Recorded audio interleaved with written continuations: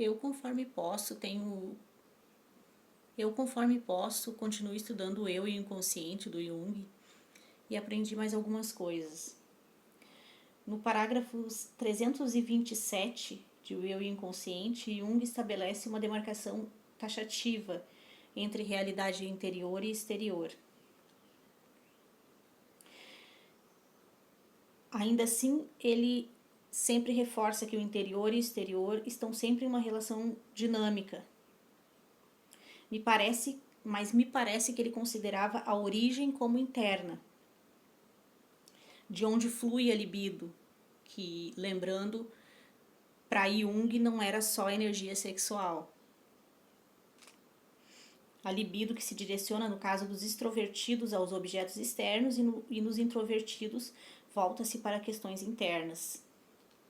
Ele cita a frase: os objetos do mundo atuam sobre nós, mas não nos pertencem. Aí ele aponta, entretanto, a influência do mundo objetivo e sugere um equilíbrio, um caminho do meio, entre interno e entre externo. Penso que aí fica evidente o empirismo de Jung, pois demonstra uma importância e participação fundamentais do mundo objetivo em suas observações. Todo inconsciente é indiferenciado e tudo que ocorre inconscientemente parte dessa base de indiferenciação, ou seja, ainda não foi diferenciado, né? Ainda não foi...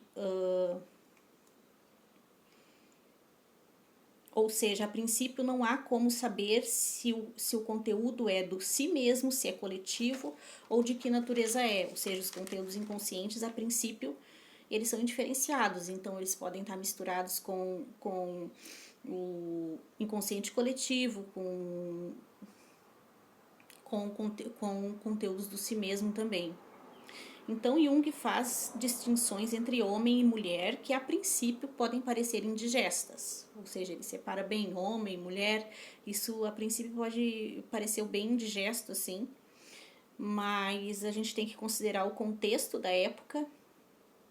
E é um aspecto que necessita de explicações acerca de suas atualizações. Ou seja, uma releitura, né, para os dias de hoje. Mas não é o caso aqui agora.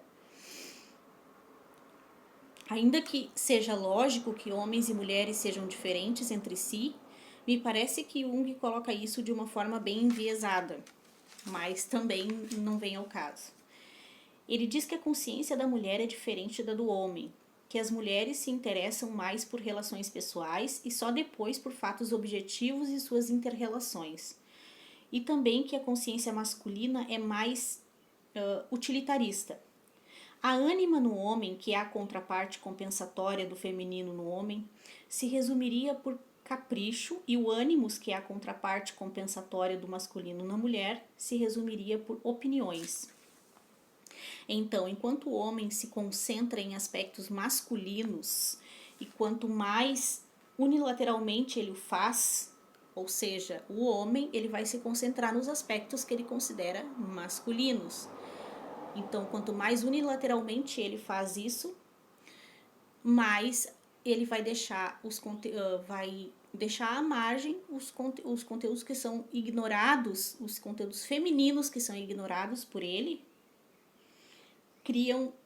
caem no inconsciente e criam uma espécie de sombra que Jung chamou de ânima.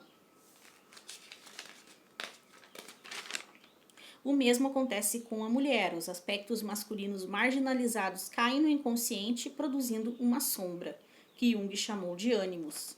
Jung diz que o ânimos na mulher se manifesta como uma autoridade moral, que lhe dá opiniões firmes sobre as mais diversas coisas.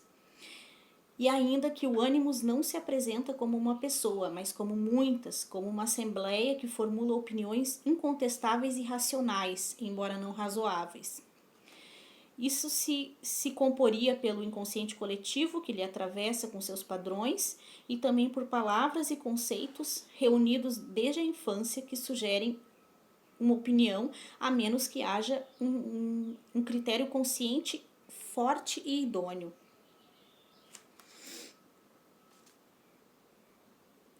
Tais opiniões se manifestam às vezes como senso comum ou preconceitos, como um ensinamento.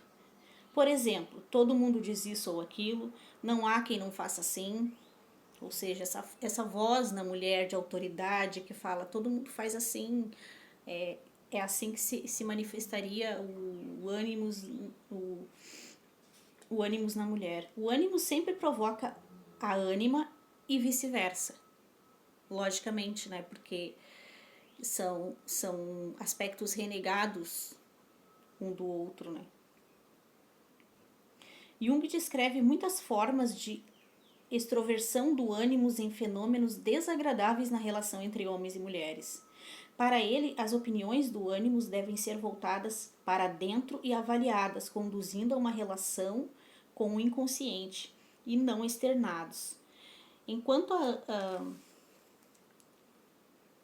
Enquanto que ânima e ânimos conscientizados como uma função de relação com o inconsciente, o que leva ao processo de individuação, que é o realizar-se a si mesmo como parte do coletivo.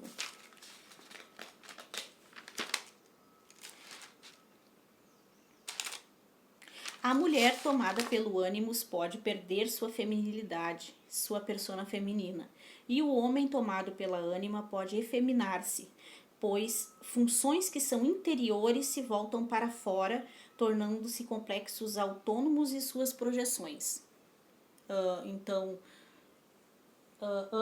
Ânima e ânimos, eles são uma função de relação com o inconsciente que levam a esse diálogo dos conteúdos inconscientes que emergem com a consciência. Isso é o processo de individuação. E quando essa função de relação, essa função específica da ânima e do ânimos, eles não são conscientes, eles não estão conscientes, eles se tornam complexos autônomos, porque essa energia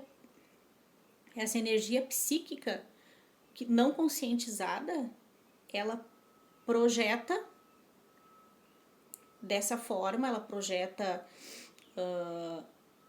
esse inconsciente e essa projeção torna essas informações inconscientes mais fortes ainda, aumentando ainda mais essa energia psíquica e